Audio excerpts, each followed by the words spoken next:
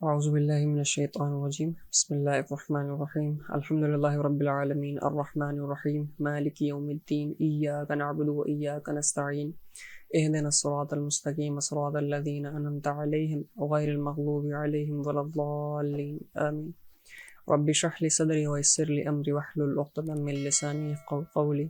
السلام علیکم ورحمۃ اللہ وبرکاتہ. امید کرتا ہوں آپ سب خیریت سے ہوں گے. آج کا ہمارا ٹاپک ہے حضرت قعب رضی اللہ تعالی عنہ کی غیر حاضری اور توبہ. تبوک کے جنگ میں جو ہے ان کی وہ غیر حاضری تھی. انہی کے ساتھ جو ہے وہ 3 صحابہ اور بھی تھے جن کی وہ غیر حاضری تھی. تبوک کی لڑائی میں معذورین کے علاوہ 80 سے زائد تو انصار بھی تھے جو منافق تھے، اور اتنے ہی تقریباً بدوی لوگ میں سے بھی تھے. اس کے علاوہ وہ ایک بڑی جماعت باہر کے لوگوں میں سے ایسی بھی تھی جو شریک نہیں ہوئی. اور اتنا ہی نہیں بلکہ یہ لوگ دوسروں کو بھی جو ہے وہ روکتے تھے. سورہ توبہ کی آیت میں اس کا ذکر ہے، آیت نمبر 81. کیا کہہ کے روکتے تھے؟ لا تنفروا فی الحر، گرمی میں نہ نکلو. حق تعالیٰ شانو فرماتے ہیں جہنم کی آگ کی گرمی بہت سخت ہے. اس کے علاوہ 3 سچے پکے مسلمان بھی ایسے تھے جو کسی عذر قوی کے اس میں لڑائی میں جو ہے وہ شریک نہیں ہو سکے. ایک قعب بن مالک رضی اللہ تعالی عنہ، دوسرے حلال بن امیہ رضی اللہ تعالی عنہ، تیسرے مرارہ بن ربیع رضی اللہ تعالی عنہ. یہ تینوں حضرات کسی نفاق یا عذر سے نہیں ٹھہرے بلکہ خوشحالی ہی رہ جانے کا سبب بن گئی. قعب رضی اللہ تعالی عنہ اپنی سرگزشت جو اس موقع پر پیش آئی مفصل سناتے ہیں، جو بھی میں آگے بیان کروں گا. اس سے پہلے مرارہ بن ربیع رضی اللہ تعالی عنہ کا باغ جو پھل رہا تھا، ان کو خیال ہوا کہ اگر میں چلا گیا تو یہ سب ضائع ہو جائے گا. ہمیشہ میں لڑائی میں شریک ہوتا ہی ہوں اور ہوتا رہا ہوں، اگر اس مرتبہ رہ گیا تو کیا مضائقہ ہے. اس لیے ٹھہر گئے. مگر تنبؤ ہوا، مطلب تنبیہ ہوا تو چونکہ باغ ہی اس کا سبب ہوا تھا، اس لیے تو سب اللہ کے راستے میں صدقہ کر دیا. دوسری جانب حلال رضی اللہ تعالی عنہ، جن کا بھی میں نے ذکر کیا، حلال بن امیہ رضی اللہ تعالی عنہ کے اہل و عیال والے جو یعنی مطلب گھرانہ تھا ان کا، وہ کہیں گئے ہوئے تھے. اتفاق سے اس موقع پر سب جمع ہو گئے. ان کو بھی خیال یہی ہوا کہ ہمیشہ شرکت کرتا ہوں، اس مرتبہ رہنے دیتے، اس موقع پر نہ جاؤں تو کیا حرج ہے، اس لیے ٹھہر گئے. مگر تنبؤ ہونے پر سب سے تعلقات منقطع کرنے کے لیے جو ہے وہ ارادہ کر لیا. یہ تعلقات ہی اسی لڑائی میں شریک نہ ہونے کا سبب ہوئے. حضرت قعب رضی اللہ تعالی عنہ کا قصہ جو ہے وہ احادیث مبارکہ میں کثرت سے آتا ہے. وہ اپنی سرگزشت بڑی تفصیل سے سنایا کرتے تھے. وہ فرماتے ہیں کہ میں تبوک سے پہلے کسی لڑائی میں اتنا قوی و مالدار نہیں تھا جتنا کہ تبوک کے وقت تھا. اس وقت میرے پاس خود اپنی ذاتی 2 اونٹنیاں تھیں. اس سے پہلے کبھی بھی 2 اونٹنیاں میرے پاس ہونے کی نوبت نہیں آئی. حضور اکرم صلی اللہ علیہ وآلہ وسلم کی ہمیشہ عادت شریفہ یہ تھی کہ جس طرف لڑائی کا ارادہ ہوتا تھا اس کا اظہار نہیں ہوتا تھا، بلکہ دوسری جانبوں کے احوال دریافت فرماتے تھے. مگر اس لڑائی میں چونکہ گرمی بھی شدید تھی اور سفر بھی دور کا تھا، ان کے علاوہ دشمنوں کی بھی بہت بڑی جماعت تھی، اس لیے صاف اعلان فرما دیا تھا تاکہ لوگ تیاری کر لیں. چونکہ مسلمانوں کی اتنی بڑی جماعت حضور اکرم صلی اللہ علیہ وآلہ وسلم کے ساتھ ہو گئی کہ رجسٹر میں ان کا نام لکھنا بھی دشوار تھا، اور مجمع کی کثرت کی وجہ سے کوئی شخص اگر چھپنا چاہتا کہ میں نہ جاؤں نہ پتہ چلتا تو دشوار نہ تھا۔ اس کے ساتھ ہی پھل بالکل پک رہے تھے۔ میں بھی سامان سفر کی تیاری میں جو ہے وہ صبح کے ہی انتظار میں تھا کہ صبح اس کا ارادہ کرتا، مگر شام ہو جاتی اور کسی قسم کی تیاری کی نوبت نہ آتی۔ لیکن میں اپنے دل میں خیال کرتا کہ مجھے وسعت حاصل ہے، جب ارادہ پختہ کروں گا تو فوراً ہو جائے گا۔ حتیٰ کہ حضور اکرم صلی اللہ علیہ وآلہ وسلم روانہ بھی ہو گئے اور مسلمان آپ صلی اللہ علیہ وآلہ وسلم کے ساتھ ساتھ، مگر میرا سامان سفر تیار نہ ہوا۔ پھر بھی یہی خیال رہا کہ 2 روز میں تیار کر کے جا ملوں گا۔ اسی طرح آج کل پر ٹالتا رہا، حتیٰ کہ حضور صلی اللہ علیہ وآلہ وسلم کے وہاں پہنچنے کا زمانہ تقریباً آ گیا۔ اس وقت میں نے کوشش بھی کی، مگر سامان نہ ہو سکا۔ اب میں جب مدینہ طیبہ میں ادھر ادھر دیکھتا دائیں بائیں اپنے، تو صرف وہی لوگ ملتے جن کے اوپر نفاق کا بدنما داغ لگا ہوا تھا یا وہ معذور تھے۔ اور حضور اکرم صلی اللہ علیہ وآلہ وسلم نے بھی تبوک پہنچ کر دریافت فرمایا کہ کعب رضی اللہ تعالی عنہ نظر نہیں آ رہے، کیا بات ہوئی؟ ایک صاحب نے کہا، یا رسول اللہ، اس کو اپنے مال و جان کی اکڑ نے روکا۔ حضرت معاذ رضی اللہ تعالی عنہ نے فرمایا کہ غلط کہا، ہم جہاں تک جانتے ہیں یا سمجھتے ہیں ان کو، وہ بھلا آدمی ہے۔ مگر حضور اکرم صلی اللہ علیہ وآلہ وسلم نے بالکل سکوت فرمایا اور کچھ نہیں بولے۔ حتیٰ کہ چند روز میں نے واپسی کی خبر سنی تو مجھے رنج و غم سوار ہوا اور بڑی فکر ہوئی۔ دل میں جھوٹے عذر آتے تھے کہ اس وقت کسی فرضی عذر سے حضور صلی اللہ علیہ وآلہ وسلم کے غصے سے جان بچا لوں، پھر کسی وقت معافی کی درخواست کر لوں گا۔ اور اس بارے میں اپنے گھرانے کے ہر سمجھدار سے مشورہ کرتا رہا، مگر جب مجھے معلوم ہوا کہ حضور صلی اللہ علیہ وآلہ وسلم تشریف لے ہی آئے تو میرے دل نے فیصلہ کیا کہ بغیر سچ کے کوئی چیز نجات نہ دے گی، اور میں نے سچ عرض کرنے کی ٹھان لی۔ حضور صلی اللہ علیہ وآلہ وسلم کی عادت شریفہ یہ تھی کہ جب سفر سے واپس تشریف لاتے تو اول مسجد میں تشریف لے جاتے اور 2 رکعت تحیۃ المسجد پڑھتے اور وہاں تھوڑی دیر تشریف رکھتے کہ لوگوں سے ملاقات ہو جائے۔ چنانچہ حسب معمول حضور صلی اللہ علیہ وآلہ وسلم تشریف فرما رہے اور منافق لوگ آ کر جھوٹے عذر کرتے رہے اور قسمیں کھاتے رہے۔ حضور صلی اللہ علیہ وآلہ وسلم ان کے ظاہری حال کو قبول فرماتے رہے اور باطن کو اللہ کے سپرد کرتے رہے، اور اتنے میں بھی حاضر ہوا اور سلام کیا۔ حضور صلی اللہ علیہ وآلہ وسلم نے ناراضگی کے انداز میں تبسم فرمایا اور اعراض فرمایا۔ میں نے عرض کیا، یا نبی اللہ، آپ نے اعراض فرما لیا؟ میں خدا کی قسم نہ تو منافق ہوں، نہ مجھے ایمان میں کچھ تردد ہے۔ آپ صلی اللہ علیہ وآلہ وسلم نے ارشاد فرمایا کہ یہاں آ۔ میں قریب ہو کر بیٹھ گیا۔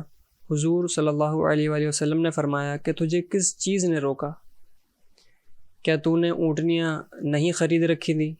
میں نے عرض کیا، یا رسول اللہ، اگر میں کسی دنیا دار کے پاس اس وقت ہوتا تو مجھے یقین ہے کہ میں اس کے غصے سے معقول عذر کے ساتھ ہی خلاصی پا لیتا کہ مجھے بات کرنے کا سلیقہ اللہ تعالیٰ نے عطا فرمایا۔ لیکن آپ صلی اللہ علیہ وآلہ وسلم کے متعلق مجھے معلوم ہے کہ اگر آج جھوٹ سے آپ صلی اللہ علیہ وآلہ وسلم کو راضی کر لوں تو قریب ہے کہ اللہ جل شانہ مجھ سے ناراض ہوں گے، اور اگر آپ سے صاف عرض کر دوں تو آپ کو غصہ آئے گا، لیکن قریب ہے کہ اللہ کی ذات آپ صلی اللہ علیہ وسلم کے طباب کو زائل فرما دے گی۔ اس لیے سچ ہی عرض کرتا ہوں کہ واللہ مجھے کوئی عذر نہیں تھا، اور جیسا فارغ اور وسعت والا میں اس زمانے میں تھا، کسی زمانے میں بھی اس سے پہلے نہیں ہوا۔ حضور صلی اللہ علیہ وآلہ وسلم نے ارشاد فرمایا کہ اس نے سچ کہا۔ پھر فرمایا اچھا اٹھ جاؤ، تمہارا فیصلہ حق تعالی شانہ فرمائیں گے۔ میں وہاں سے اٹھا تو میری قوم کے بہت سے لوگوں نے مجھے ملامت کی کہ تو نے اس سے پہلے کوئی گناہ نہیں کیا تھا، اگر تو کوئی عذر کر کے حضور صلی اللہ علیہ وآلہ وسلم سے استغفار کی درخواست کرتا تو حضور صلی اللہ علیہ وآلہ وسلم کا استغفار تیرے لیے کافی تھا۔ میں نے ان سے پوچھا کہ کوئی اور بھی ایسا شخص ہے جس کے ساتھ یہ معاملہ ہوا ہو؟ لوگوں نے بتلایا کہ 2 شخصوں کے ساتھ ایک اور بھی اسی طرح کا معاملہ ہوا کہ انہوں نے بھی یہی گفتگو کی جو تو نے کی، اور یہی جواب ان کو ملا جو تجھ کو ملا۔ ایک حلال رضی اللہ تعالی عنہ بن امیہ اور دوسرے مرارہ بن ربیع رضی اللہ تعالی عنہ۔ میں نے دیکھا کہ 2 صالح شخص جو دونوں بدری ہیں وہ بھی میرے شریک حال ہیں۔ حضور صلی اللہ علیہ وآلہ وسلم نے ہم تینوں سے بولنے کی ممانعت بھی فرما دی کہ کوئی شخص ہم سے کلام نہ کرے۔ یہ قاعدے کی بات ہے کہ غصہ اسی طرح آتا ہے جس سے تعلق ہوتا ہے، اور تنبیہ اسی کو کی جاتی ہے جس میں اس کی اہلیت بھی ہو۔ جس میں اصلاح و صلح کی قابلیت ہی نہ ہو اس کو تنبیہ کون کرتا ہے؟ قعب رضی اللہ تعالیٰ عنہ کہتے ہیں کہ حضور صلی اللہ علیہ وآلہ وسلم کی ممانعت پر لوگوں نے ہم سے بولنا چھوڑ دیا اور ہم سے اجتناب کرنے لگے، اور گویا دنیا ہی بدل گئی، حتیٰ کہ زمین باوجود اپنی وسعت کے مجھے تنگ معلوم ہونے لگی، سارے لوگ اجنبی معلوم ہونے لگے، در و دیوار اوپرے بن گئے۔ مجھے سب سے زیادہ اس کا فکر تھا کہ اس حال میں میں مر گیا تو حضور صلی اللہ علیہ وآلہ وسلم جنازے کی نماز بھی نہ پڑھیں گے، اور خدا نخواستہ حضور صلی اللہ علیہ وآلہ وسلم کا وصال ہو گیا تو میں ہمیشہ ہمیشہ کے لیے ایسا ہی رہ جاؤں گا، نہ مجھ سے کوئی کلام کرے گا، نہ میری نماز پڑھے گا۔ کہ حضور صلی اللہ علیہ وآلہ وسلم کے ارشاد کے خلاف کون کر سکتا تھا، ان کی خلاف ورزی کون کر سکتا تھا؟ غرض ہم لوگوں نے 50 دن اسی حال میں گزارے۔ میرے دونوں ساتھی تو شروع ہی میں گھر میں چھپ کر بیٹھ گئے۔ میں سب میں قوی تھا، چلتا پھرتا، بازار میں جاتا، نماز میں شریک ہوتا، مگر مجھ سے بات چیت کوئی نہ کرتا۔ حضور اقدس صلی اللہ علیہ وآلہ وسلم کی مجلس میں حاضر ہو کر سلام کرتا اور بہت غور سے خیال کرتا کہ حضور صلی اللہ علیہ وآلہ وسلم کے لب مبارک جو اب میرے لیے ہلے یا نہ ہلے۔ نماز کے بعد حضور صلی اللہ علیہ وآلہ وسلم کے قریب ہی کھڑے ہو کر نماز پوری کرتا اور آنکھ چرا کر دیکھتا کہ حضور صلی اللہ علیہ وآلہ وسلم مجھے دیکھتے بھی ہیں یا نہیں۔ جب میں نماز میں مشغول ہوتا تو حضور صلی اللہ علیہ وآلہ وسلم مجھے دیکھتے، اور جب میں ادھر ادھر متوجہ ہوتا تو حضور صلی اللہ علیہ وآلہ وسلم منہ پھیر لیتے اور میری جانب سے اعراض فرما لیتے۔ غرض یہی حالات گزرتے رہے اور مسلمانوں کا بات چیت بند کرنا مجھ پر بہت ہی بھاری ہو گیا، تو میں ابو قتادہ رضی اللہ تعالی عنہ کی دیوار پر چڑھ گیا۔ وہ میرے رشتے کے چچا زاد بھائی بھی تھے اور مجھ سے تعلقات بھی بہت زیادہ تھے۔ میں نے اوپر چڑھ کر سلام کیا، انہوں نے سلام کا جواب دیا۔ میں نے ان کو قسم دے کر پوچھا کہ کیا تمہیں معلوم نہیں کہ مجھے اللہ اور اس کے رسول سے محبت ہے؟ انہوں نے جواب نہ دیا۔ میں نے دوبارہ قسم دی اور دریافت کیا، وہ پھر چپ رہے۔ میں نے تیسری مرتبہ پھر قسم دی اور پوچھا، انہوں نے کہا اللہ جانے اور اس کا رسول۔ یہ کلام سن کر میری آنکھوں سے آنسو نکل پڑے اور وہاں سے لوٹ آیا۔ اسی دوران میں ایک مرتبہ مدینے کے بازار میں جا رہا تھا۔ ایک قبطی کو جو نصرانی تھا اور شام سے مدینہ منورہ اپنا غلہ فروخت کرنے آیا تھا، یہ کہتے ہوئے سنا کہ قعب بن مالک رضی اللہ تعالی عنہ کا پتہ بتاؤ۔ لوگوں نے اس کو میری طرف اشارہ کر کے بتایا۔ وہ میرے پاس آیا اور غسان کے کافر بادشاہ کا خط مجھے لا کے دیا۔ اس میں لکھا ہوا تھا، ہمیں معلوم ہے کہ تمہارے آقا نے تم پر ظلم کر رکھا ہے، تمہیں اللہ ذلت کی جگہ نہ رکھے اور نہ ضائع کرے۔ تم ہمارے پاس آ جاؤ، ہم تمہاری مدد کریں گے۔ دنیا کا قاعدہ ہوتا ہے کہ کسی بڑے کی طرف سے اس چھوٹوں کو تنبیہ ہوتی ہے تو ان کو بہکانے والے اور زیادہ کھونے کی کوشش کیا کرتے ہیں اور خیر خواہ بن کر اس قسم کے الفاظ سے اشتعال دلایا ہی کرتے ہیں۔ قعب رضی اللہ تعالیٰ عنہ کہتے ہیں کہ میں نے یہ خط پڑھ کر ان اللہ پڑھی کہ میری حالت یہاں تک پہنچ گئی کہ کافر بھی مجھ سے طمع کرنے لگے اور مجھے اسلام تک سے ہٹانے کی تدبیریں ہونے لگیں۔ یہ ایک مصیبت آئی ہے اور اس خط کو لے جا کر میں نے ایک تندور میں پھینک دیا اور حضور صلی اللہ علیہ وآلہ وسلم سے جا کر عرض کیا، یا رسول اللہ، آپ کے اعراض کی وجہ سے میری یہ حالت ہو گئی ہے کہ کافر مجھ سے طمع کرنے لگے۔ اسی حالت میں ہم پر 40 روز گزرے تھے کہ حضور صلی اللہ علیہ وآلہ وسلم کا قاصد میرے پاس حضور صلی اللہ علیہ وآلہ وسلم کا یہ ارشاد لے کر آیا کہ اپنی بیوی کو بھی چھوڑ دو۔ میں نے دریافت کیا کہ کیا منشا ہے، کہ اس کو طلاق دے دوں؟ کہا نہیں، بلکہ علیحدگی اختیار کر لو۔ اور میرے دونوں ساتھیوں کے پاس بھی ان ہی قاصد کی معرفت یہی حکم پہنچا۔ میں نے اپنی بیوی سے کہا کہ تو اپنے میکے چلی جا، جب تک اللہ تعالیٰ اس امر کا فیصلہ فرمائیں گے وہیں رہنا۔ حلال رضی اللہ تعالیٰ عنہ بن امیہ کی بیوی حضور صلی اللہ علیہ وآلہ وسلم کی خدمت میں حاضر ہوئی اور عرض کیا کہ حلال بالکل بوڑھے شخص ہیں، کوئی خبر گیری کرنے والا نہ ہوگا تو ہلاک ہو جائیں گے۔ اگر آپ صلی اللہ علیہ وآلہ وسلم اجازت دیں اور آپ کو گرانی نہ ہو تو میں کچھ کام جام ان کا کر دیا کروں۔ حضور صلی اللہ علیہ وآلہ وسلم نے فرمایا، مضائقہ نہیں، لیکن صحبت نہ کریں۔ انہوں نے عرض کیا، یا رسول اللہ، اس چیز کی طرف تو ان کو میلان بھی نہیں، جس روز سے یہ واقعہ پیش آیا آج تک ان کا وقت روتے ہی گزرا ہے۔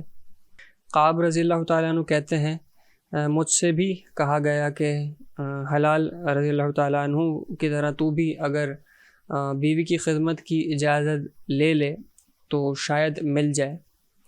میں نے کہا، وہ بوڑھے ہیں، میں جوان ہوں، نہ معلوم مجھے کیا جواب ملے، اس لیے میں جرت نہیں کرتا۔ غرض اس حال میں 10 روز گزرے، ہم سے بات چیت میل جول چھٹے ہوئے پورے 50 دن ہو گئے۔ 50ویں دن کی صبح کی نماز اپنے گھر کی چھت پر چڑھ کر میں نہایت غمگین بیٹھا ہوا تھا۔ زمین مجھ پر بالکل تنگ تھی اور زندگی دوبھر ہو رہی تھی کہ صلح پہاڑ کی چوٹی پر سے ایک زور سے چلانے والے نے آواز دی کہ قعب رضی اللہ تعالیٰ عنہ، خوشخبری ہو تم کو۔ میں اتنا ہی سن کر سجدے میں گر گیا کہ اور خوشی کے مارے رونے لگا اور سمجھا کہ تنگی دور ہو گئی۔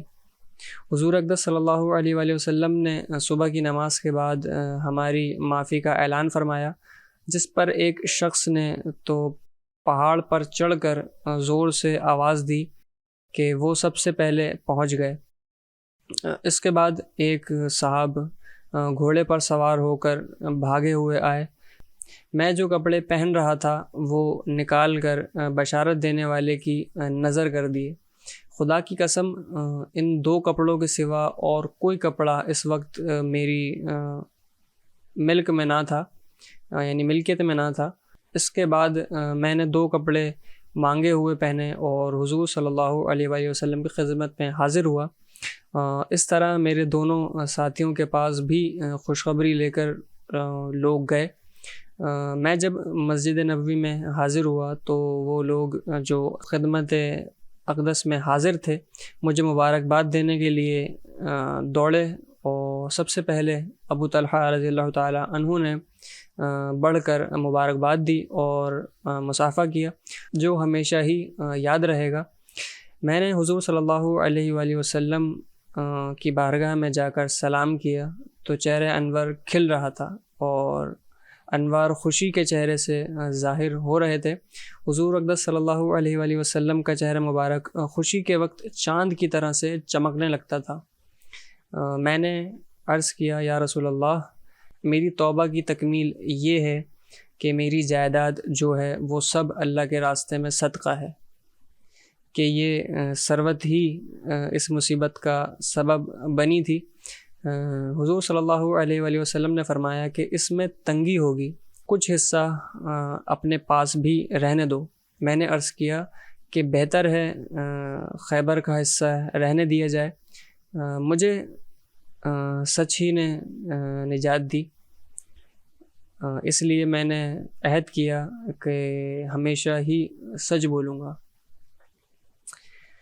یہ ہے صحابہ کرام رضی اللہ تعالیٰ علیہم اجمعین کی اطاعت اور دینداری کا، کہ اللہ کے خوف کا نمونہ، کہ ہمیشہ جنگ میں یہ حضرات شریک تھے، شریک رہے۔ ایک مرتبہ کی غیر حاضری پر کیا کیا عتاب ہوا اور اس کو کس فرما برداری سے برداشت کیا کہ 50 دن رو کر گزار دیے، اور مال جس کی وجہ سے یہ واقعہ پیش آیا تھا وہ سب صدقہ کر دیا، اور کافروں نے طمع دلائی تو بجائے مشتعل ہونے کے اور زیادہ پشیماں ہوئے، اور اس کو بھی اللہ کا عتاب اور حضور صلی اللہ علیہ وآلہ وسلم کے اعراض کی وجہ سے سمجھا کہ میرے دین کا ضعف اس درجے تک پہنچ گیا کہ کافروں کو اس کی طمع ہونے لگی کہ وہ مجھے بے دین بنا دیں۔ ہم لوگ بھی مسلمان ہیں، اللہ اور اس کے پاک رسول صلی اللہ علیہ وآلہ وسلم کے ارشادات بھی سامنے ہیں۔ بڑے سے بڑا حکم نماز ہی کا لے لو کہ ایمان کے بعد اس کے برابر کوئی چیز بھی نہیں۔ کتنے ہی اس حکم کی تکمیل کرتے ہیں، اور جو کرتے ہیں وہ بھی کیسی کرتے ہیں۔ اس کے بعد زکوٰۃ، حج کا تو پوچھنا ہی کیا، کہ اس میں تو مال بھی خرچ ہوتا ہے۔